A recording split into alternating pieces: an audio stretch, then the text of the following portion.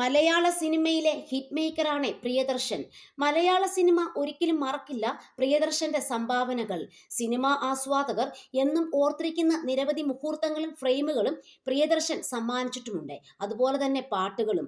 ഇപ്പോഴിതാ പ്രിയദർശനും യേശുദാസും തമ്മിൽ പിണക്കമുണ്ടോ എന്ന ഗോസിപ്പുകളെ കുറിച്ച് സംസാരിക്കുകയാണ് ഗായകൻ MG ശ്രീകുമാർ. അദ്ദേഹത്തിന്റെ വാക്കുകൾ ഇങ്ങനെയാണ്: സത്യസന്ധമായി പറഞ്ഞാൽ ഒരു പ്രശ്നവുമില്ല, പക്ഷേ ഒരു തെറ്റിദ്ധാരണയുണ്ടായി. ചെപ്പെ എന്ന സിനിമയിൽ പാടാൻ വേണ്ടി മദ്രാസിൽ ദാസേട്ടൻ വന്നു. ദാസേട്ടന് ഒരു രീതിയുണ്ട്.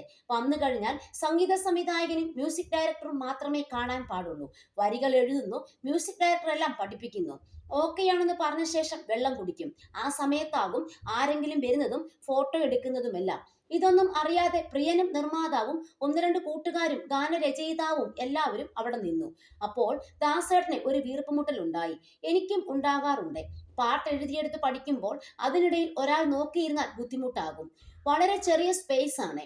ഇടയ്ക്ക് മ്യൂസിക് ഡയറക്ടറോട് സംശയമൊക്കെ ചോദിക്കാനുണ്ടാകും. അതിനൊന്നും പറ്റിയെന്ന് വരില്ല. അതോടെ ഇവിടെ ഇരിക്കുന്നവരെല്ലാം പുറത്തു പോകണമെന്ന് ദാസേട്ടൻ പറഞ്ഞു. പ്രിയനെ ആദ്യമായിട്ടാണ് കാണുന്നത്. സംവിധായകനാണെന്ന് ദാസേട്ടനെ അറിയില്ലായിരുന്നു. പ്രിയൻ അവിടെ ഇരിക്കുകയും ബാക്കിയുള്ളവരെല്ലാം പോവുകയും ചെയ്തു. നിങ്ങളും പോകണമെന്ന് ദാസേട്ടൻ പറഞ്ഞു. ഇല്ല, ഞാൻ സംവിധായകനാണെന്ന് പ്രിയൻ പറഞ്ഞു. ദാസേട്ടനാണെങ്കിൽ ഇറങ്ങിപ്പോകണമെന്ന് നിർബന്ധിക്കുകയും ചെയ്തു. സംവിധായകനായാലും ആരായാലും ഇപ്പോൾ ഞാൻ പാട്ട് പഠിക്കുകയാണെന്നും ഇറങ്ങിപ്പോകണമെന്നും ദാസേട്ടൻ പറഞ്ഞു.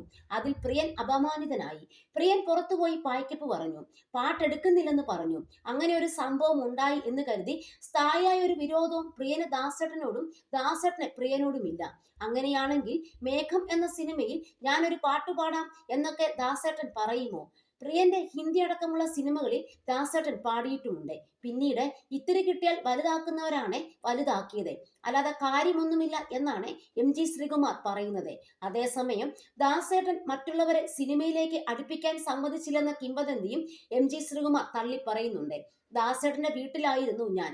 ദാസേട്ടനെ ചുറ്റിപ്പറ്റി ഒരുപാട് പോയിട്ടുണ്ട്. എനിക്ക് ഒരുപാട് ആഹാരം വാങ്ങി തന്നിട്ടുണ്ട്. ദാസേട്ടനോടൊപ്പം പാടിയിട്ടുമുണ്ട്.